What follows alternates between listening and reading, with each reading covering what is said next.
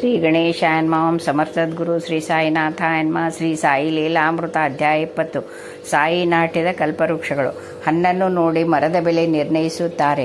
ಹಾಗೆಯೇ ಒಬ್ಬ ಮಹನೀಯ ಎಷ್ಟು ಜನ ಶಿಷ್ಯರನ್ನು ಪರಿಪೂರ್ಣ ಸಿದ್ಧಪುರುಷರನ್ನಾಗಿ ಮಾಡಿದ್ದಾರೆನ್ನುವುದನ್ನು ಅನುಸರಿಸಿ ಆ ಸದ್ಗುರುವಿನ ಸಾಮರ್ಥ್ಯವನ್ನು ತಿಳಿದುಕೊಳ್ಳಬಹುದು. ಆದರೆ ಎಲ್ಲರಿಗಿಂತ ದೊಡ್ಡ ಸಿದ್ಧಪುರುಷ ಆ ಭಗವಂತನೇ. ಅವನು ಎಲ್ಲ ಮತಗಳಿಗೂ ಸೇರಿದ ಎಷ್ಟು ಜನರನ್ನು ಅನಂತವಾದ ಕಾಲಗತಿಯಲ್ಲಿ ತನ್ನ ಪ್ರತಿರೂಪರನ್ನಾಗಿ ಮಾಡಿ ಭೂಮಿಯ ಮೇಲೆ ನೆಲೆಗೊಳಿಸಿದ್ದಾನೋ ಯಾರು ಹೇಳಬಲ್ಲರು.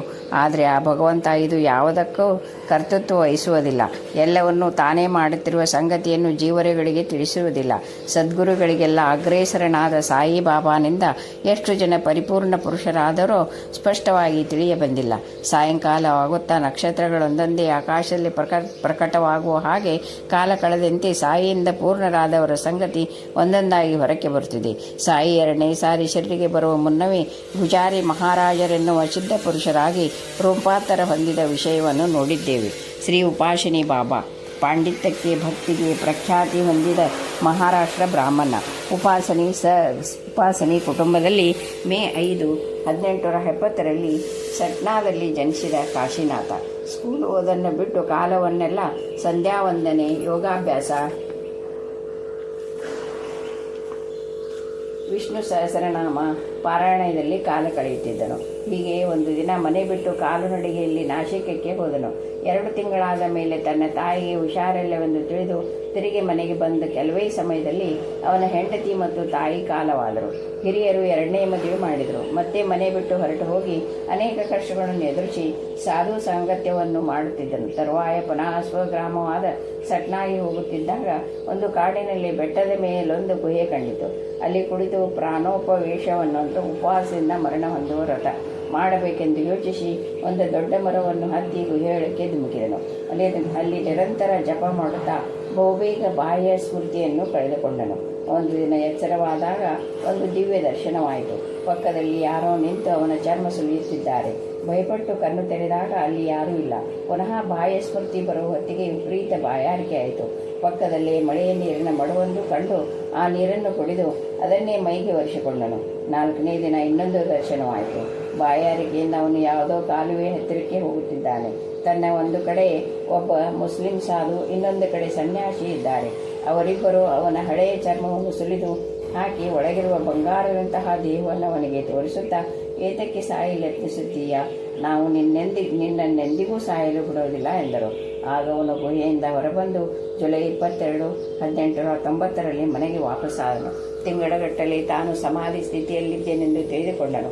1 ವರ್ಷದೊಳಗೆ ಅವನ ತಂದೆ, ತಾತ, ತನ್ನ 2ನೇ ಹೆಂಡತಿ ಎಲ್ಲರೂ ಕಾಲವಾದರು. ಆಗ ಮನೆ ಸಾಲದವರ ಪಾಲಾಗುವ ಹೊತ್ತಿಗೆ ಲೋಕಮಾನ್ ಬಾಲಗಂಗಾಧರ ತಿಲಕರು ಅವನಿಗೆ ನೆರವಾದರು. ಕಾಶಿನಾಥ ವೈದ್ಯಶಾಸ್ತ್ರವನ್ನಾಭ್ಯಾಸ ಮಾಡಿ ಅಮರಾವತಿಯಲ್ಲಿ ದೊಡ್ಡ ವೈದ್ಯನಾಗಿ ಶ್ರೀಮಂತನಾದನು. ಆದರೇನಂತೆ ವ್ಯಾಪಾರದಲ್ಲಿ ಎಲ್ಲವನ್ನೂ ಕಳೆದುಕೊಂಡನು. ಬಂಧುಗಳು ಅವನಿಗೆ 3ನೇ ಮದುವೆ ಮಾಡಿದಾಗ ಆ ದಂಪತಿಗಳು ತೀರ್ಥಯಾತ್ರೆಗೆ ಹೊರಟರು. ಓಂಕಾರೇಶ್ವರಲ್ಲಿ ಆತ ದೀರ್ಘ ಸಮಾಧಿ ಸ್ಥಿತಿಯಲ್ಲಿದ್ದಾಗ ಅವನ ಹೆಂಡತಿ ಬೆದರಿ ಅವನನ್ನು ಮೇಲಕ್ಕೆ ಬಿಸಬೇಕೆಂದು ಅವನ ಮೇಲೆ ನೀರು ಚೆಲ್ಲಿದಳು. ಅಂದಿನಿಂದ ಅವನಿಗೆ ಉಸಿರಾಡುವುದೇ ದುಸ್ತರವಾಯಿತು. ನಿದ್ರೆ ಮಾಡಲು ಹೋದರೆ ಶ್ವಾಸ ನಿಂತು ಹೋಗುತ್ತಿತ್ತು. ಯಾವ ವೈದ್ಯಕ್ಕೂ ಬಗ್ಗಲಿಲ್ಲ. ಕೊನೆಗೆ ಯೋಗದಿಂದ ಬಂದ ಬಾಧೆಯನ್ನು ಯೋಗ ಪೂರ್ಣರೇ ನಿವಾರಿಸಬಲ್ಲರೆಂದು ಭಾವಿಸಿ ಹೆಂಡತಿಯನ್ನು ಮನೆಯಲ್ಲಿ ಬಿಟ್ಟು ಪುನಃ 1911ರಲ್ಲಿ ಅಂತಹ ಯೋಗ ಪೂರ್ಣರನ್ನರಸುತ್ತಾ ಹೊರಟ ಕಾಶಿನಾಥ. ರಾಹುರಿಯಲ್ಲಿ ಯೋಗಿ ಕುಲಕರ್ಣಿಯನ್ನು ದರ್ಶಿಸಿದಾಗ ಅವರು, ನೀನೊಂದು ಉತ್ತಮ ಸ್ಥಿತಿಯಲ್ಲಿದ್ದೀಯ, ನಿನ್ನನ್ನು ಸಾಯಿಬಾಬಾ ಮಾತ್ರ ಉದ್ಧಾರ ಮಾಡಬಲ್ಲರು ಎಂದರು. ಆದರೆ ಸಾಯಿ ಮುಸ್ಲಿಂ ಎಂದು ದರ್ಶಿಸಲಿಲ್ಲ ಕಾಶಿನಾಥ. ಆ ಬಳಿಕ ಒಬ್ಬ ವೃದ್ಧ ವ್ಯಕ್ತಿ ಕಂಡು, ತಣ್ಣೀರು ಕುಡಿಯಬೇಡ, ಬಿಸಿ ನೀರು ಮಾತ್ರ ಕುಡಿ ಎಂದು ಹೇಳಿದ. ಆ ಮಾತನ್ನು ಲೆಕ್ಕ ಕೆಡದೆ ಬೇರೊಂದು ಕಡೆ ನೀರು ಕುಡಿಯಲು ಕಾಲುವೆಗೆ ಹೋಗುತ್ತಿದ್ದಾಗ ಆ ವೃದ್ಧ ಪುನಃ ಎದುರಾಗಿ ಮತ್ತೆ ಬುದ್ಧಿ ಹೇಳಿ ಪಕ್ಕದ ಊರಿನಲ್ಲಿ ಬಿಸಿ ನೀರು ಕುಡಿ ಎಂದು ಆದೇಶಿಸಿ ಅಂತರ್ಧಾನರಾದರು. ಕಾಶಿನಾಥ ಆಶ್ಚರ್ಯಪಟ್ಟು ಹಾಗೆಯೇ ಮಾಡಿದನು. ನೋವು ತುಂಬ ಕಡಿಮೆ ಆಯಿತು. ಅಲ್ಲಿಂದ ಅವನು ಖೇಡಗಾಂವ್ ಬೇಟ್ನಲ್ಲಿ ದತ್ತಾವತಾರವೆಂದು ಪ್ರಸಿದ್ಧರಾಗಿದ್ದ ಶ್ರೀ ನಾರಾಯಣ ಮಹಾರಾಜರನ್ನು ದರ್ಶಿಸಿದನು. ಅವರು ಅವನಿಗೆ ತಾಂಬೂಲವನ್ನು ಕೊಟ್ಟು, ನಿನ್ನ ಮೈ ಒಳಗೆ ಹೊರಗೆ ಬಂಗಾರವನ್ನು ಸವರಿರುವ ಹಾಗೆ ನೀನು ಒಳ್ಳೆಯ ಸ್ಥಿತಿಯಲ್ಲಿದ್ದೀಯ, ನೀನು ಬಯಸಬೇಕಾದದ್ದೇನೂ ಇಲ್ಲ ಎಂದರು. ಆದರೆ ಅವನ ನೋವು ಮಾತ್ರ ಕಡಿಮೆ ಆಗಲಿಲ್ಲ. ಪುನಃ ಯೋಗಿ ಕುಲಕರ್ಣಿಯನ್ನು ಕಂಡಾಗ ಅವರು ಹಿಂದಿನ ಸಲಹೆಯನ್ನೇ ಕೊಟ್ಟರು. ಗತ್ಯಂತರವಿಲ್ಲದೆ ಜೂನ್ 27, 1911ನೇ ದಿನ ಶಿರಡಿ ತಲುಪಿದ ಕಾಶಿನಾಥ. ಕೇವಲ 2 ದಿನ ಸಾಯಿ ಸನ್ನಿಧಿಯಲ್ಲಿದ್ದರಿಂದಲೇ ಅವನ ನೋವು ಮಂಗಮಾಯವಾಯಿತು. ಆದರೂ ಆತನಿಗೆ ಫಕೀರನ ಸನ್ನಿಧಿ ದುರ್ಭರವೆಂದೆನಿಸಿ ಅಲ್ಲಿಂದ ಹೊರಡಲು ಅನುಮತಿ ಕೇಳಿದನು. ನೀನು ಹೋಗಬೇಡ, ಹೋದರೆ 8ನೇ ದಿವಸಕ್ಕೆ ವಾಪಸ್ ಬರಬೇಕಾಗುವುದು ಎಂದರು ಬಾಬಾ. ಆ ಮಾತು ಅವನಿಗೆ ಹಿಡಿಸಲಿಲ್ಲ. ಆಗ ಸಾಯಿ, ಸರಿ ಹೋಗಿ ಬಾ, ನಾನು ಮಾಡೋದನ್ನು ಮಾಡುತ್ತೇನೆ ಎಂದರು.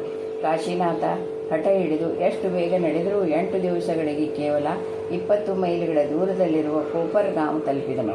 ಅಲ್ಲಿ ಮೊದಲನೇ ಬಾರಿಗೆ ಶಿರಡಿಗೆ ಹೋಗುತ್ತಿರುವ ಭಕ್ತರು ಬಲವಂತದಿಂದ ಅವನನ್ನು ಶಿರಡಿಗೆ ಕರೆದುಕೊಂಡು ಬಂದರು. ಸಾಯಿ ಅವನನ್ನು ನೋಡುತ್ತಲೇ, ನೀನು ಹೋಗಿ ಎಷ್ಟು ದಿನಗಳಾಯಿತು ಎಂದು ಕೇಳಿದರು. 8 ದಿನಗಳಲ್ಲ ಕಾಶಿನಾಥ. ಆಗ ಅವನಿಗೆ ವಾಡಾದಲ್ಲಿ ಇರು ಎಂದು ಬಾಬಾ ಆಜ್ಞಾಪಿಸಿದರು. ಈ ಸಾರಿ ಅವನು ಅವರ ಮಾತಿಗೆ ತಲೆಬಾಗಿದನು. ಶಿರಡಿಯಲ್ಲಿ ನಿತ್ಯವೂ ಭಕ್ತರ ಅನುಭವಗಳನ್ನು ಕೇಳುತ್ತಾ ಇದ್ದದ್ದರಿಂದ ಅವನ ಮನಸ್ಸು ಕ್ರಮವಾಗಿ ಬದಲಾಯಿಸಿತು.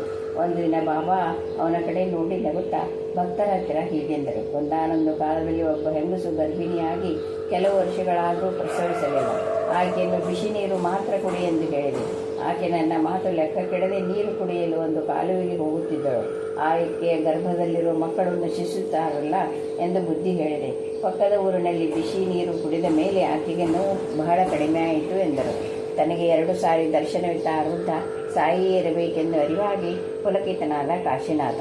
ಅನಂತರ ಬಾಬಾ ಹಲವು ಸಹಸ್ರ ವರ್ಷಗಳಿಂದ ನಮ್ಮಿಬ್ಬರಿಗೂ ಋಣಾನುಬಂಧವಿದೆ ಎಂದು ಒಂದು ಬಾವಿಯ ಪಕ್ಕದ ಗಿಡದ ಮೇಲೆ 2 ಹಕ್ಕಿಗಳಿದ್ದವು. ಒಂದು ಬಾವಿಯಲ್ಲಿ ಬಿದ್ದರೆ ಅದನ್ನು ರಕ್ಷಿಸಲು 2ನೇದು ತನ್ನ ಪ್ರಾಣವನ್ನೇ ಬಿಡಬೇಕಾಗಿ ಬಂದಿತು ಎಂದರು. ಮಾಯೆಯಲ್ಲಿ ಸಿಕ್ಕಿಬಿದ್ದ ಶಿಷ್ಯನನ್ನು ರಕ್ಷಿಸಲು ಸದ್ಗುರು ಅವತಾರ ತಾಳಬೇಕಾಗಿ ಬಂದಿತೆಂದು ಅವರ ಅರ್ಥವಿರಬೇಕು. ಅನಂತರ ಕಾಶಿನಾಥನ ಹತ್ತಿರ ಯಾರೊಡನೆಯೂ ಸಂಬಂಧವಿಟ್ಟುಕೊಳ್ಳದೆ ಮೌನವಾಗಿ ಖಂಡೋಬಾ ದೇವಸ್ಥಾನದಲ್ಲಿ 4 ವರ್ಷಗಳಿರು. ಖಂಡೋಬನ ಕೃಪೆ ಲಭಿಸುವುದು ಎಂದರು ಬಾಬಾ. ಪ್ರತಿದಿನವೂ ಕಾಶಿನಾಥ ತಾನೇ ಅಡಿಗೆ ಮಾಡಿಕೊಂಡು ಮೊದಲು ಸಾಯಿಗೆ ನಿವೇದಿಸಿ ತರುವಾಯ ಊಟ ಮಾಡುತ್ತಿದ್ದನು. ಒಂದು ದಿನ ನಾನೆಲ್ಲಿಗೆ ಬಂದರೆ ನೀನು ಗುರುತಿಸಬಲ್ಲೇನು ಎಂದು ಕೇಳಿದರು ಬಾಬಾ. ಅವನಿಗೇನು ಅರ್ಥವಾಗಲಿಲ್ಲ. ಒಂದು ದಿನ ಒಂದು ಕರಿ ನಾಯಿ ಅನ್ನಕ್ಕಾಗಿ ಅವನ ಹಿಂದೆ ಬಿತ್ತು. ಅದನ್ನು ಓಡಿಸಿ ನೈವೇದ್ಯದ ಜೊತೆ ಮಸೀದಿಗೆ ಬಂದ ಕೂಡಲೇ ಸಾಯಿ, ಇಷ್ಟು ದೂರ ಬರಬೇಕಾದದ್ದೇ ಇರಲಿಲ್ಲ, ನಾನಲ್ಲಿಯೇ ಇದ್ದೇನೆ, ಆ ಕರಿ ನಾಯಿ ನಾನೇ ಎಂದರು. ಇನ್ನೊಂದು ಸಾರಿ ಅವನು ಅಡಿಗೆ ಮಾಡುತ್ತಿದ್ದಾಗ ಒಬ್ಬ ಭಿಕ್ಷುಕ ಹಸಿವಿನಿಂದ ಆಶೆಗಾಗಿ ಅಡಿಗೆಯಿತ್ತ ನೋಡುತ್ತಿದ್ದನು. ಆಚಾರವಂತನಾದ ಕಾಶಿನಾಥ ಅವನನ್ನು ಬೈದು ಓಡಿಸಿದನು. ಸಾಯಿ ಅಂದು ನೈವೇದ್ಯ ಸ್ವೀಕರಿಸದೆ ಅಲ್ಲಿಯೇ ಹರಿಜನರ ರೂಪದಲ್ಲಿದ್ದ ನನ್ನನ್ನು ಬೈದೆ. ನೀನು ಎಲ್ಲಿ ತಿರುಗಿದರೆ ಅಲ್ಲಿದ್ದೇನೆ ನಾನು, ಗುರುತಿಟ್ಟುಕೋ ಎಂದರು. ಕಾಶಿನಾಥ ಸಾಯಿ ಮಾತನ್ನು ಮರೆತು ವೇದಾಂತ ಗೋಷ್ಠಿಯನ್ನು ನಡೆಸುತ್ತಿದ್ದರೆ ಸಾಯಿ ಅವನಿಗೆ ಬುದ್ಧಿ ಹೇಳಿದರು. ಹೀಗೆ 3 ವರ್ಷಗಳಿಗಿಂತ ಹೆಚ್ಚು ದಿನಗಳು ಕಳೆದವು. ಮುಂಗೋಪಿಯೂ ಅತಿ ಸ್ವಾಭಿಮಾನಿಯೂ ಆದ ಕಾಶಿನಾಥ ನಾನಾ ರೀತಿಯ ಕಷ್ಟಗಳನ್ನು ಅನುಭವಿಸಿದನು. ಒಂದು ಸಾರಿ ಕೆಲವು ತಿಂಗಳು ದ್ವೇಷವನ್ನು ಅನುಭವಿಸಬೇಕಾಯಿತು. ತುಂಟ ಯುವಕರು ಅವನನ್ನು ವಿವಿಧ ರೀತಿಯಲ್ಲಿ ಹಸಿಸುತ್ತಿದ್ದರು. ಆ ಕಷ್ಟಗಳನ್ನು ಸಹಿಸಲಾರದೆ ಶಿರಡಿಯನ್ನು ಬಿಟ್ಟು ಹೋಗಬೇಕೆಂದುಕೊಂಡನು. ಆದರೆ ಸಾಯಿ ಹೋಗಿಬಿಡಲಿಲ್ಲ. ನೀನು ಎಷ್ಟು ಸಹನೆಯಿಂದಿದ್ದರೆ ನಿನ್ನ ಭವಿಷ್ಯತ್ತು ಅಷ್ಟು ಉಜ್ವಲವಾಗುವುದು. ಇನ್ನು 4 ವರ್ಷ ನೀನಿಲ್ಲಿದ್ದರೆ ನನ್ನ ಸ್ಥಿತಿಯೇ ನಿನಗುಂಟಾಗುವುದು ಎನ್ನುತ್ತಿದ್ದರು. ಆದರೆ ಅವನು 3.5 ವರ್ಷಗಳಾದ ಮೇಲೆ ಸಾಯಿಗೆ ಹೇಳದೆಯೇ ಭಕ್ತರೊಡಗೂಡಿ ಖರಗ್ಪುರಕ್ಕೆ ಹೊರಟು ಹೋದನು. ಅಷ್ಟು ಹೊತ್ತಿಗೆ ಅವನಲ್ಲಿ ಹಲವಾರು ಯೋಗ ಶಕ್ತಿಗಳು ಪ್ರಕಟವಾಗಿದ್ದವು.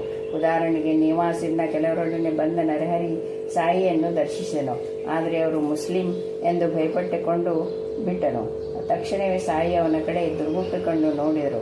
ಆತ ಹೊರಕ್ಕೆ ಹೋಗಿ ಖಂಡೋಬಾ ದೇವಾಲಯದಲ್ಲಿ ಉಪಾಸನಿ ಶಾಸ್ತ್ರಿಗೆ ನಮಸ್ಕರಿಸ ಹೋದನು.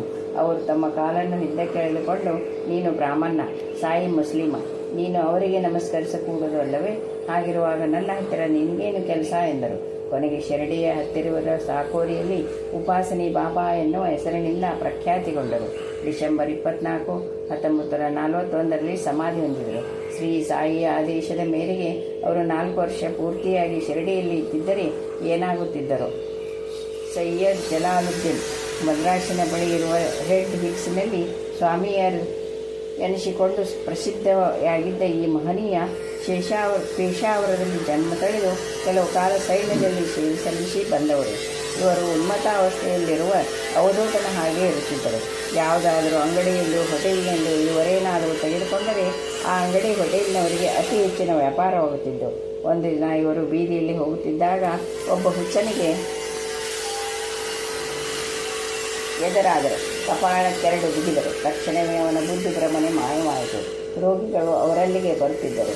ಒಂದು ಸಾರಿ ಅವರು ರೋಗಿಯ ಕಡೆ ತೀವ್ರವಾಗಿ ನೋಡಿ ಏನನ್ನೋ ಗೊತ್ತಾ ಆಕಾಶದ ಕಡೆ ವೀಕ್ಷಿಸುತ್ತಿದ್ದರು. ತಕ್ಷಣ ಆ ರೋಗ ಅದೃಶ್ಯವಾಗಬೇಕಾದದ್ದೇ.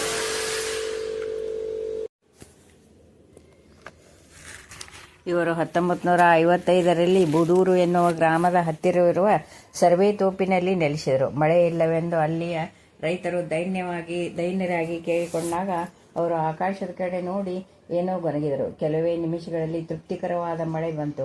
ಒಂದು ಸಾರಿ 10 ದಿನ ಎಡೆಬಿಡದೆ ಮಳೆ ಬಿದ್ದು ಊರೆಲ್ಲ ಜಲಮಯವಾಗಿ ವಾಹನ ಸಂಚಾರ ನಿಂತು ಹೋಯಿತು. ಅವರ ಸನ್ನಿಧಿಯಲ್ಲಿದ್ದ ರಾಮಾನುಜಂ ಶೆಟ್ಟಿಯಾರ್, ಕಾಶಿ ಮುನಿಸ್ವಾಮಿ, ಘನಶ್ಯಾಮ ಶಿಂಗ ಮುಂತಾದವರು ತಮಗೆ ಬಿಸಿ ಬಿಸಿ ಬಿರಿಯಾನಿಯನ್ನು ಹಾಕಿಸಬೇಕೆಂದು ಕೋರಿದರು. ಅವರು ಪಕ್ಕನೆ ನಕ್ಕು ಆಕಾಶದ ಕಡೆ ನೋಡಿದರು.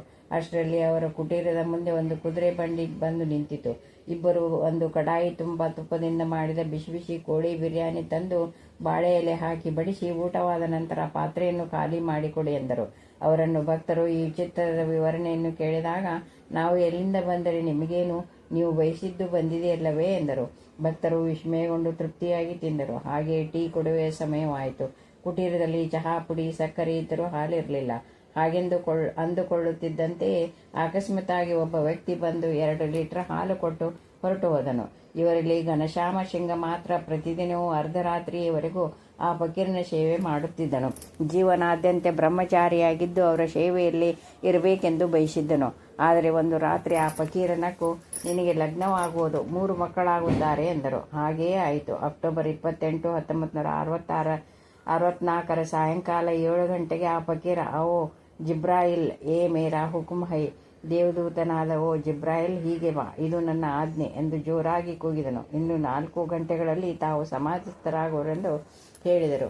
ಸರಿಯಾಗಿ 11:45 ಗಂಟೆಗೆ ಅಲ್ಲಾಹೋ ಎಂದು 7 ಸಾರಿ ಸ್ಮರಿಸಿ ಭಗವಂತನಲ್ಲಿ ಐಕ್ಯರಾದರು. ಒಂದು ದಿನ ಈ ಫಕೀರನನ್ನು, ನಿನ್ನ ಗುರು ಯಾರು ಎಂದು ಘನಶ್ಯಾಮ ದಾಸ ಕೇಳಿದ.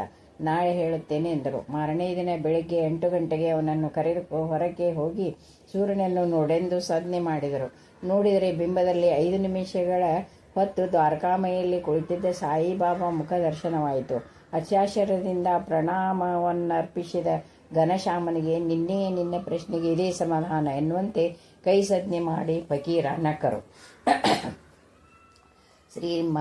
ಶ್ರೀರಾಮ್ ಮಾರುತಿ ಮಹಾರಾಜ 1910ರಲ್ಲಿ ಒಂದು ದಿನ ಬೊಂಬಾಯಿನಿಂದ ಬಂದ ತ್ರಯಂಬಕರಾವ್ ಕುಲಕರ್ಣಿ, ಮಾರ್ತಾಂಡ್ ಮೊದಲಾದ ಭಕ್ತರ ಹತ್ತಿರ, ಸಾಯಿ, ನಾಳೆ ನಮಗೆ ಪರ್ವದಿನ ದೀಪಾವಳಿ ಎಂದರು. ಮಾರನೇ ದಿನ ಬೆಳಗ್ಗೆ ಬಾಬಾ ಬಹು ಸಂತೋಷದಿಂದ, ಇಂದು ನನ್ನನ್ನು ನೋಡಲು ನನ್ನ ತಮ್ಮ ಬರುತ್ತಿದ್ದಾನೆ. ಒಂದು ಸಾರಿ ನಮ್ಮಿಬ್ಬರ ಸಹ ಧರ್ಮಿಣಿಯರ ಮಧ್ಯೆ ತಗಾದೆಯುಂಟಾಗಿ ಅಂದಿನಿಂದ ನಾವು ಬೇರೆ ಬೇರೆಯಾಗಿರುತ್ತಿದ್ದೇವೆ ಎಂದರು. ಮಧ್ಯಾಹ್ನ ಆರತಿಗೆ ಮುಂಚೆ ನಾನಾ ಚಂದೋರ್ಕರ್ನ ಹತ್ತಿರ ಮಾರುತಿ ಬರುತ್ತಿದ್ದಾನೆ ಎಂದು ಹೇಳಿದರು. ಆರತಿ ಪ್ರಾರಂಭವಾದ ಸ್ವಲ್ಪ ಸಮಯಕ್ಕೆ ಠಾಣೆಯಿಂದ ಅಂದರೆ ಬೊಂಬಾಯಿ ತಮ್ಮ ಭಕ್ತರೊಡನೆ ಶ್ರೀರಾಮ್ ಮಾರುತಿ ಮಹಾರಾಜ ಎನ್ನುವ ಮಹನೀಯರು ಆಗಮಿಸಿದರು. ತಕ್ಷಣವೇ ಆರತಿಯನ್ನು ನಿಲ್ಲಿಸಿ ತಮ್ಮ ಸಹೋದರನ್ನು ನೋಡಿ ತಮ್ಮ ಹತ್ತಿರಕ್ಕೆ ಬರುವಂತೆ ಸೂಚಿಸುತ್ತಾ ನಕ್ಕರು. ತಂದೆ ಹತ್ತಿರಕ್ಕೆ ಹೋಗುವ ಮಗುವಿನ ಹಾಗೆ ರಾಮ್ ಮಾರುತಿ ಬಹು ಬೇಗ ಹೋಗಿ ಸಾಯಿಯನ್ನು ತಬ್ಬಿಕೊಂಡು ಮುತ್ತಿಟ್ಟುಕೊಂಡರು. ಅನಂತರ ಒಬ್ಬರನ್ನೊಬ್ಬರು ಬಹು ಪ್ರೀತಿಯಿಂದ ಹಿಡಿದುಕೊಂಡು ಕುಳಿತುಕೊಂಡರು. ಅನಂತರ ಆರತಿ ಕಾರ್ಯಕ್ರಮ ಮುಂದುವರಿಸಲು ಆದೇಶವಿತ್ತರು. ಆರತಿಯಾದ ಮೇಲೆ ಆ ಮಹನೀಯ ಖಂಡೋಬಾ ಹತ್ತಿರಕ್ಕೆ ಹೋಗಿ ಅಲ್ಲಿ ವಾಸವಾಗಿದ್ದ ಉಪಾಸನಿ ಶಾಸ್ತ್ರಿ ಹತ್ತಿರ ರಾಮನ ಸೇವೆಯನ್ನು ಬಿಡಬೇಡವೆಂದು ಹೇಳಿದರು. ಅಲ್ಲಿ ತಮ್ಮ ಭಕ್ತರಿಂದ ಸಾಯಿಗೆ ನೈವೇದ್ಯವಾಗಿ ಶಿರಾ ಅಂದರೆ ಕೇಸರಿ ಭಾತ್ ತಯಾರು ಮಾಡಿಸಿದ್ದರು. ಇಷ್ಟರಲ್ಲಿ ಬಾಬಾ ಹತ್ತಿರಕ್ಕೆ ಭಕ್ತರನೇಕ ಜನ ತಾವು ತಂದದ್ದನ್ನು ಬಾಬಾಗೆ ನೈವೇದ್ಯಕ್ಕಾಗಿ ಸಮರ್ಪಿಸಿದರು. ಸ್ವಲ್ಪ ತಡೆಯಿರಿ, ಈ ದಿನ ನನ್ನ ತಮ್ಮ ಕೊಡುವ ನೈವೇದ್ಯವನ್ನು ತೆಗೆದುಕೊಳ್ಳಬೇಕು ಎಂದು ಸ್ವಲ್ಪ ಹೊತ್ತು ಕಾದಿದ್ದರು ಬಾಬಾ. ಅದು ಬಂದ ಕೂಡಲೇ ಅತಿ ಸಂತೋಷದಿಂದ ಅದನ್ನು ಸ್ವಲ್ಪ ತೆಗೆದುಕೊಂಡು ತಿಂದು ಅನಂತರ ಮಿಕ್ಕ ನೈವೇದ್ಯಗಳನ್ನು ಸ್ವೀಕರಿಸಿದರು. ಅಂದು ಮಧ್ಯಾಹ್ನ ಚಾವಡಿ ಉತ್ಸವದಲ್ಲಿ ಆ ಮಹಾತ್ಮ ನನ್ನ ತಮ್ಮ ಪಕ್ಕದಲ್ಲಿಯೇ ಇರಿಸಿಕೊಂಡು ರಾತ್ರಿ ಮಾತ್ರ ಖಂಡೋಬಾ ದೇವಾಲಯದಲ್ಲಿ ವಿಶ್ರಮಿಸಿಕೊಳ್ಳಲು ಕಳಿಸಿದರು. ಈ ರೀತಿ ತನ್ನ ತಮ್ಮನನ್ನು 14 ದಿನ ಇಟ್ಟುಕೊಂಡು ತರುವಾಯ ಅವರನ್ನು ಬಿಡುಕೊಟ್ಟರು ಸಾಯಿ. ಶ್ರೀರಾಮ್ ಮಾರುತಿ ಮಹಾರಾಜ ಶ್ರೀ ಬಾಲ್ ಮುಕುಂದ ಸ್ವಾಮಿಯನ್ನು ಗುರುವಾಗಿ ಆಶ್ರಯಿಸಿ ತಮ್ಮ ಪರಾತ್ಪರ ಗುರು ಸಾಯಿನಾಥ ದೇವನೇ ಎಂದು ಹೇಳುತ್ತಿದ್ದರು. ತಾವು ಅನುಸರಿಸುತ್ತಿದ್ದ ನಾಥ ಸಂಪ್ರದಾಯಕ್ಕೆ ಆದಿಪುರುಷನಾದ ಆದಿನಾಥನೇ ಸಾಯಿನಾಥ ಎಂದೆನ್ನುತ್ತಿದ್ದರು. ಇವರು ಸೆಪ್ಟೆಂಬರ್ 28, 1918ರಲ್ಲಿ ಸಮಾಧಿ ಹೊಂದಿದರು. ಬಹುಶಃ ಅನೇಕ ಜನ್ಮಗಳಲ್ಲಿ ತಮ್ಮ ಶಿಷ್ಯನಾಗಿದ್ದ ಮಾರುತಿ ಮಹಾರಾಜ ಈ ಜನ್ಮದಲ್ಲಿ ಬೇರೊಬ್ಬ ಗುರುವನ್ನು ಆಶ್ರಯಿಸಿದನೆಂದು ತಿಳಿಸಲು ತಮ್ಮ ಸಹಧರ್ಮಿಣಿಯರ ಮಧ್ಯೆ ಭಿನ್ನಾಭಿಪ್ರಾಯ ಎಂದು ಸೂಚಿಸಿರಬೇಕು. ಶ್ರೀ ಶಾಂತಾವನಜಿ ಮಹಾರಾಜ ಇವರು ಗುಜರಾತಿನ ಒಬ್ಬ ದೊಡ್ಡ ಮಹನೀಯರು. ಇವರು ಸಾಧನಾವಸ್ಥೆಯಲ್ಲಿ ಬಹುಕಾಲ ಹಿಮಾಲಯದಲ್ಲಿದ್ದು ತರುವಾಯ ಗಂಗಾ ತೀರದಲ್ಲಿ ಬ್ರಹ್ಮಚಾರಿಯಾಗಿ 30 ವರ್ಷಗಳ ಕಾಲ ತೀವ್ರವಾದ ಗಾಯತ್ರಿ ಉಪಾಸನೆಯಲ್ಲಿ ಮಗ್ನರಾಗಿದ್ದರು. ಇವರೊಂದು ಸಾರಿ ತಮ್ಮ ಅನುಭವವನ್ನು ಹೀಗೆ ತಿಳಿಸಿದ್ದಾರೆ. ನಾನೊಂದು ಸಾರಿ ಪಲಾವ್ ಪುರದ ಹತ್ತಿರ ಬಲರಾಮ್ ಕ್ಷೇತ್ರದಲ್ಲಿ ಗಾಯತ್ರಿ ಸಾಧನೆ ಮಾಡುತ್ತಿದ್ದೆ. ಒಮ್ಮೆ ಮನಸ್ಸೇಕೋ ಏಕಾಗ್ರತೆಯನ್ನು ಪಡೆಯದೆ ನಿರಾಶೆಯಿಂದ ನದಿಗೆ ಹಾರಿ ಆತ್ಮಹತ್ಯೆ ಮಾಡಿಕೊಳ್ಳಬೇಕೆಂದೆನಿಸಿದೆ. ಶಿವಮಂದಿರವೊಂದರಲ್ಲಿ ದೇವಿಯನ್ನು ಪ್ರಾರ್ಥಿಸಿ ಗಾಯತ್ರಿಯನ್ನು ಸ್ಮರಿಸಿ ನದಿಗೆ ಹಾರಬೇಕೆಂದುಕೊಂಡಿದ್ದಾಗ ಒಬ್ಬ ಫಕೀರ ನನ್ನ ಹತ್ತಿರಕ್ಕೆ ಬಂದರು. ಬಹು ತೇಜೋಮಯ ನೇನಗಳು ಮತ್ತು ಗಡ್ಡವಿದ್ದ ಆತ ಅತಿ ಮಧುರವಾಗಿ ನಗುತ್ತಾ ಬಂದು ನನ್ನ ಕೈ ಹಿಡಿದುಕೊಂಡು ತನ್ನ ಜೊತೆ ಬಾ ಎಂದರು. ನಾನು ಮಂತ್ರಮುಗ್ಧನಂತಾಗಿ ಅವರ ಹಿಂದೆಯೇ ಹೋದೆನು. ಅವರು ನನಗೆ ಕರೋಲ್ ಎನ್ನುವ ಗ್ರಾಮಕ್ಕೆ ಟಿಕೆಟ್ ಕೊಟ್ಟು ಇದ್ದಕ್ಕಿದ್ದಂತೆ ಅದೃಶ್ಯರಾದರು. ಅವರಾರೂ ನನಗೆ ಗೊತ್ತಾಗಲಿಲ್ಲ. ಆ ತರುವಾಯ ನಾನು ಆಗಾಗ್ಗೆ ಹಿಮಾಲಯಕ್ಕೆ ಹೋಗುತ್ತಾ ಇದ್ದು ಕೊನೆಗೆ ನರ್ಮದಾ ತೀರದ ಕರ್ನಾಲ್ನಲ್ಲಿ ನೆಲೆಸಿದೆ. ಆ ದರ್ಶನವಾದ 30 ಸಂವತ್ಸರಗಳ ತರುವಾಯ 1976ರಲ್ಲಿ ಸುರತ್ನ ಸಾಯಿಬಾಬಾ ಮಂದಿರದಲ್ಲಿ ದತ್ತ ಜಯಂತಿಗೆ ಗಾಯತ್ರಿ ಯಜ್ಞವನ್ನು ನಡೆಸಬೇಕೆಂದು ನನ್ನ ಭಕ್ತರು ನನ್ನನ್ನು ಆಹ್ವಾನಿಸಿದರು. ನಾನು ಅಲ್ಲಿಯವರೆಗೂ ಯಾವ ಸಾಯಿಬಾಬಾ ಮಂದಿರವನ್ನು ನೋಡಿರಲಿಲ್ಲ. ಒಂದು ರಾತ್ರಿ ಬಾಬಾ ಸ್ಪಷ್ಟವಾಗಿ ಕನಸಿನಲ್ಲಿ ಕಾಣಿಸಿಕೊಂಡು ನನ್ನನ್ನು ಮರೆತೆ ಹೋದೆಯೇನು, 30 ವರ್ಷಗಳ ಹಿಂದೆ ಬಲರಾಮ ಕ್ಷೇತ್ರದಲ್ಲಿ ನದಿಗೆ ಹಾರಿ ಆತ್ಮಹತ್ಯೆ ಮಾಡಿಕೊಳ್ಳಬೇಕೆಂದಿದ್ದಾಗ ನಿನ್ನನ್ನು ರಕ್ಷಿಸಿದ್ದು ಯಾರು ಎಂದು ಕೇಳಿದರು. ಆಗ ನನಗಾದ ಆನಂದಕ್ಕೆ ಏನೇ ಇಲ್ಲ. ಮಾರನೇ ದಿನ ಮಧ್ಯಾಹ್ನ ಧ್ಯಾನಕ್ಕೆ ಕುಳಿತುಕೊಂಡ ತಕ್ಷಣವೇ ಗಾಯತ್ರಿ ದೇವಿಗೆ ಬದಲು ನನಗೆ ಸಾಯಿಬಾಬಾ ದರ್ಶನವಿತ್ತರು. ಪ್ರಗಾಢವಾದ ಆನಂದವನ್ನು ದಯಪಾಲಿಸಿದರು. ಅನಂತರ ಇನ್ನೂ ಹೆಚ್ಚಿನ ಭಕ್ತಿ ಶ್ರದ್ಧೆಗಳಿಂದ ಆ ಮಂದಿರದಲ್ಲಿ ಸಾಯಿ ಪೂಜೆ ಮತ್ತು ಗಾಯತ್ರಿ ಯಜ್ಞವನ್ನು ಸಂಪೂರ್ಣಗೊಳಿಸಿದೆನು. ಗಜಾನನ್ ಪಟ್ಟೇಕರ್ ಎನ್ನುವ ಬಾಲಕನಿಗೆ 8ನೇ ವಯಸ್ಸಿನಲ್ಲಿ ಉಪನಯನ ಮಾಡಿದಾಗ ಅವರ ಚಿಕ್ಕಪ್ಪ ಅವನಿಗೆ ಮಹನೀಯರ ದರ್ಶನ ಆಶೀರ್ವಾದವನ್ನು ಕೊಡಿಸುವುದಕ್ಕಾಗಿ ಅವನನ್ನು ಶಹಾಪುರ ಹತ್ತಿರವಿರುವ ನದಿ ದಂಡೆಯ ಮೇಲಿರುವ ಔದಂಬರ ವೃಕ್ಷದ ಕೆಳಗೆ ಬಿಡದಿ ಬಿಟ್ಟಿದ್ದ 3 ಜನ ಸಾಧುಗಳ ಹತ್ತಿರಕ್ಕೆ ಕರೆದುಕೊಂಡು ಹೋಗಿ ಅವರಿಗೆ ನಮಸ್ಕಾರ ಮಾಡಿಸಿದನು. ಅವರಲ್ಲಿ ಒಬ್ಬರು ಗುರು ಕೃಪೆಯಿಂದ ಪಟ್ಟೇಕರ ಒಬ್ಬ ಮಹನೀಯನಾಗುವನೆಂದು ಹೇಳಿ ಆಶೀರ್ವಾದ ಮಾಡಿದರು. ತರುವಾಯ ಅವರ ಕುಟುಂಬಕ್ಕೆ ಪರಿಚಿತನಾದ ನಾನಾ ಚಂದೋರ್ಕರ್ ಶಿರಡಿಯ ದರ್ಶನಕ್ಕೆ ಬಂದಾಗ, ಬಾಬಾ, ನಿನ್ನ ಸ್ನೇಹಿತನ ಮಗ ಗಜಾನನ ನನ್ನನ್ನು ಶಹಾಪುರದ ನದಿಯ ದಂಡೆಯಲ್ಲಿರುವ ಔದಂಬರ ವೃಕ್ಷದ ಕೆಳಗೆ ದರ್ಶನ ಮಾಡಿಕೊಂಡನು. ನಾನು ಆಗ ಅವನಿಗೆ ಆಶೀರ್ವಾದ ಮಾಡಿದೆ. ಆಗ ನನ್ನ ಜೊತೆ ಗುರು ಸಿದ್ಧಾರೂಢರು, ಕಲ್ಯಾಣ ನಿವಾಸಿಯಾದ ರಾಮ್ ಮಾರುತಿ ಸ್ವಾಮಿಯೂ ಸಹ ಇದ್ದರು. ನೀನು ಕೂಡ ಅವಕಾಶವಿರುವಾಗಲೆಲ್ಲ ಆ ನದಿಯಲ್ಲಿ ಸ್ನಾನ ಮಾಡಿ ಅಲ್ಲಿ ನನ್ನ ಸ್ಥಾನವನ್ನು ದರ್ಶಿಸುತ್ತಾ ಇರು ಎಂದು ಹೇಳಿ ಪಟ್ಟೇಕರನಿಗಾಗಿ ಹಾಲು ಖೋವನ್ನು ಪ್ರಸಾದವಾಗಿ ಕೊಟ್ಟು ಕಳುಹಿಸಿದರು. ಆ ಮಾತು ಕೇಳಿ ಆಶ್ಚರ್ಯಪಟ್ಟ ನಾನಾ ಚಂದೋರ್ಕರ್ ತರುವಾಯ ಹೇಮಾದ್ ಪಂತನ ಜೊತೆ ಸೇರಿ ಪುನಃ ಶಿರಡಿಗೆ ಹೋದಾಗ, ಸಾಯಿ ನಿಮ್ಮ ಗಜಾನನ ಆ ಮಾರುತಿ ದೇವಸ್ಥಾನದಲ್ಲಿ ಇನ್ನೆಷ್ಟು ದಿವಸ ಇರಬೇಕೆಂದುಕೊಂಡಿದ್ದಾನೆ ಎಂದರು. ಅನಂತರ ಹೇಮಾದ್ ಪಂತ್ ಸಾಯಿ ಸಚ್ಚರಿತ್ರೆಯ ಪ್ರತಿಯನ್ನು ಶಹಾಪುರದಲ್ಲಿರುವ ಆ ಔದಂಬರ ವೃಕ್ಷದಡಿಯಲ್ಲಿಟ್ಟು ಪೂಜೆ ಮಾಡಿದನು. ಅಂಗನ್ ಕವಾಡ್ ಸೇರಿದ ಸಖಾರಾಮ್ ಮಹಾರಾಜ್, ಗಾಡ್ಗೆ ಮಹಾರಾಜ್ ಮೊದಲಾದ ಮಹಾತ್ಮರು ಕೂಡ ಆ ಮರದ ಕೆಳಗೆ ತಪಸ್ಸು ಮಾಡಿದ್ದರು. ತರುವಾಯ ಸಾಯಿ ಹೇಳಿದ ಹಾಗೆ ಗಜಾನನ್ ಪಟ್ಟೇಕರ್ ಅನೇಕ ಮಹನೀಯರನ್ನು ದರ್ಶಿಸಿ ರತ್ನಗಿರಿ ಜಿಲ್ಲೆಯ ಪಟಗಾಮ್ ನಿವಾಸಿಯಾದ ಶ್ರೀ ದಾದಾ ಮಹಾರಾಜ್ ಅನ್ನುವ ಮಹನೀಯರ ಅನುಗ್ರಹಕ್ಕೆ ಪಾತ್ರನಾಗಿ ಅನಂತರ ಗಜಾನನ್ ಮಹಾರಾಜ್ ಎಂದು ಪ್ರಸಿದ್ಧಿ ಪಡೆದರು. ಅಂದು ಸಾಯಿ ಜೊತೆಗಿದ್ದು ಆ ವೃಕ್ಷದ ಕೆಳಗೆ ಅವನಿಗೆ ಅಂದರೆ ಗಜಾನನ್ ಮಹಾರಾಜರಿಗೆ ದರ್ಶನ ಕೊಟ್ಟು ರಾಮ್ ಮಾರುತಿ ಮಹಾರಾಜ್ ಸಾಕ್ಷಾತ್ ಮಾರುತಿಯೇ ಎಂದು ಹೇಳಿ ಅಕ್ಕಲ್ಕೋಟೆ ಸ್ವಾಮಿಯೂ ಕೂಡ ಕೆಲವು ಭಕ್ತರನ್ನು ಅವರ ದರ್ಶನಕ್ಕೆ ಕಳುಹಿಸಿದರು. ಈ ರಾಮ್ ಮಾರುತಿ ಮಹಾರಾಜ ತಮ್ಮ ಭಕ್ತರ ಹತ್ತಿರ ಶ್ರೀ ಗುರು ಸಿದ್ಧಾರೂಢರು ಮತ್ತು ಶ್ರೀ ಸಾಯಿಬಾಬಾ ಬೇರೆಲ್ಲವೆಂದು ತೋರಿಸುವ ಅನೇಕ ಅನುಭವಗಳನ್ನು ಹೇಳುತ್ತಿದ್ದರು. ಇಮಾಮ್ ಭಾಯಿ ಚೋಟೆ ಖಾನ್ ಎನ್ನುವ ಭಕ್ತ ಹೀಗೆ ಹೇಳಿದ: ನನಗೆ ತಿಳಿದ 2 ಮುಸ್ಲಿಮರು ಬಾಬಾರವರಿಂದ ಉದ್ಧರಿಸಲ್ಪಟ್ಟರು. ನಮ್ಮ ಊರಿಗೆ ಸೇರಿದ ಶೇಖ್ ಅಬ್ದುಲ್ಲಾ ಹತ್ತಿರ ಬಾಬಾ, ಇಂದು ನಾವು ಕಣ್ಣು ಮುಚ್ಚಿದರೂ ಎಂದಿನಂತೆ 3ನೇ ದಿನವೂ ಸಹ ನಡೆಯುವೆವು. ಮನೆ, ಭೂಮಿ ಮೊದಲಾದವುಗಳಿಂದ ಏನು ಪ್ರಯೋಜನ ಎಂದರು. ಶೇಖ್ ಅಬ್ದುಲ್ಲಾ ಸ್ವಗ್ರಾಮಕ್ಕೆ ಹಿಂದಿರುಗಿ ಬಂದು ತನ್ನ ಮನೆ ಮಠವನ್ನು ಹೆಂಡತಿ ಮಕ್ಕಳಿಗೆ ಒಪ್ಪಿಸಿ ಬೀದಿಯಲ್ಲಿಯೋ ಮಹಾತ್ಮರ ಸಮಾಧಿ ಹತ್ತಿರ ಕಾಲ ಕಳೆಯುತ್ತಾ ಯಾವಾಗಲೂ ತನಗೆ ತಾನೇ ಏನನ್ನೋ ಗೊನಗಿಕೊಳ್ಳುತ್ತಿದ್ದರು. ಯಾರನ್ನು ಏನೂ ಕೇಳದೆ ಯಾರಾದರೂ ತಮಗೆ ತಾವಾಗಿಯೇ ಏನಾದರೂ ಕೊಟ್ಟರೆ ಅದನ್ನು ತಿನ್ನುತ್ತಿದ್ದರು. ಅವರಿಗೆ 12 ವರ್ಷಗಳಲ್ಲಿ ಅದ್ಭುತ ಶಕ್ತಿಗಳು ಪ್ರಾಪ್ತವಾದವು. ಒಂದಿನ ಮುಂದಕ್ಕೆ ನಾನು ಪ್ರಯಾಣ ಮಾಡಲು ಹೊರಟರೆ ನನ್ನನ್ನು ಹೋಗಬೇಡವೆಂದು ಅಲ್ಲೊಂದು ಕಡೆ ಹಾವು ಕಾಣಿಸಿಕೊಳ್ಳುವುದೆಂದು ಹೇಳಿದರು. ಅದು ನಡು ಹೊಗಲಾದ್ದರಿಂದ ಅವರ ಮಾತನ್ನು ಕಿವಿಗೆ ಹಾಕಿಕೊಳ್ಳಲಿಲ್ಲ. ಆದರೆ ಅವರು ಹೇಳಿದ ಬಳಿ ಹಾವು ಕಣ್ಣಿಗೆ ಬಿದ್ದಿತು. ಇನ್ನೊಂದು ಸಾರಿ ಆತನ ಹತ್ತಿರ ನಮ್ಮ ಊರಿನಲ್ಲಿ ಬಿಡಿ ಮಾರುತ್ತಿದ್ದ ಅಬ್ಬಾ ಶೇಟ್ ಹೆಂಡತಿ ಮಕ್ಕಳು ಬಿಟ್ಟು ಯಾಕೆ ಹುಚ್ಚನ ಹಾಗೆ ತಿರುಗುತ್ತಿದ್ದೀಯಾ ಅಂದನು. ನಿನಗೆ ಗೊತ್ತಾಗುವುದು ಎಂದ ಅಬ್ದುಲ್. ಅಬ್ಬಾಸ್ ಪುನಃ ಅದೇ ಪ್ರಶ್ನೆ ಹಾಕಿದನು. ಆಗ ಅವನ ಮೇಲೊಂದು ಅದೃಶ್ಯ ವಸ್ತ್ರವನ್ನು ಎಸೆದ ಹಾಗೆ ತನ್ನ ಮುಷ್ಟಿಯನ್ನು ತೋರಿ ನೀನೂ ಹಾಗೆಯೇ ಆಗುವಂತಾಗಲಿ ಎಂದ ಅಬ್ದುಲ್ಲಾ. ಅಬ್ಬಾ ಶೇಟ್ ಆ ಕ್ಷಣದಲ್ಲಿಯೇ ಮನೆ ವ್ಯಾಪಾರಗಳನ್ನು ಬಿಟ್ಟು ಹುಚ್ಚನಂತೆ ಬೀದಿ ತಿರುಗಲಾರಂಭಿಸಿದನು. ಭೂಪಾಲದಿದ್ದ ಅನ್ವರ್ ಖಾನ್ ಎನ್ನುವ ವ್ಯಕ್ತಿ ಒಂದು ಸಾರಿ ಶಿರಡಿಗೆ ಬಂದು ಚಾವಡಿಯಲ್ಲಿ 12 ತಿಂಗಳಿದ್ದನು. ಅವನು ತನಗೆ ಸಂಸಾರ ಬೇಕಿಲ್ಲವೆನ್ನುತ್ತಿದ್ದನು. ಖುರಾನಿನ ಮೊದಲನೆಯ ಅಧ್ಯಾಯದಲ್ಲಿನ ಒಂದು ವಾಕ್ಯವನ್ನು ಅರ್ಧರಾತ್ರಿಯಲ್ಲಿ 101 ಸಾರಿ ಜಪಿಸೆಂದು ದರೂರ್ ಎನ್ನುವ ಅಧ್ಯಾಯವನ್ನು ಪಠನ ಮಾಡೆಂದು ಸಾಯಿ ಹೇಳಿದರು. ಅನಂತರ ಬಾಬಾ ಆತನಿಗೆ ಹಾಲುಕೋವನ್ನು ಪ್ರಸಾದವಾಗಿತ್ತು ಅರೇಬಿಯಾದಲ್ಲಿರುವ ಬಾಗ್ದಾದಿಗೆ ಹೋಗೆಂದು ಆದೇಶ ಮಾಡಿದರು. ಅವನು ಬೊಂಬಾಯಿಗೆ ಹೋಗುವ ಹೊತ್ತಿಗೆ ಅಲ್ಲಿ ಕಾಶಿಮ್ ಎನ್ನುವ ಶ್ರೀಮಂತನೊಬ್ಬ ಅನಿರೀಕ್ಷಿತವಾಗಿ ಅನ್ವರ್ ಖಾನ್ ಅರೇಬಿಯಾಗೆ ಹೋಗುವ ಏರ್ಪಾಡು ಮಾಡಿದನು. ಅವನು ಇಲ್ಲಿಯವರೆಗೂ ವಾಪಸ್ಸು ಬಂದಿಲ್ಲ. ಹಿಡಾಬೇಗ್ ಎನ್ನುವ ಭಕ್ತ ಸಾಯಿಯನ್ನು ದರ್ಶಿಸಿದನು. ಆಗ ಯಾಕೂಬ್ ಎನ್ನುವ ಮೌಲಿಯೂ ಸಹ ದೆಹಲಿಯಿಂದ ಶಿರಡಿಗೆ ಬಂದು ಅಹರ್ನಿಶೆ ಕುರಾನ್ ಪಾರಾಯಣ ಮಾಡುತ್ತಿದ್ದನು. ಸಾಯಿ ಒಂದು ರಾತ್ರಿ 3 ಗಂಟೆಯ ಹೊತ್ತಿನಲ್ಲಿ ಹಿಡಾಬೇಗ್ ಹತ್ತಿರ ನೀನಿಲ್ಲಿರಬೇಡ, ಕನಾಡ್ ಸಮೀಪದಲ್ಲಿರುವ ಕಂಟೋನ್ಮೆಂಟಿನ ಹತ್ತಿರ ಇರು, ನಿನ್ನ ಹೆಸರು ಪಂಜಾಬ್ ಶಾ ಎಂದರು. ಈತ ಕನಾಡ್ನಲ್ಲಿ ಒಬ್ಬ ದೊಡ್ಡ ಹಕೀಮನಾಗಿ ಹೆಸರುವಾಸಿಯಾದನು. ಜಯ ಜಯ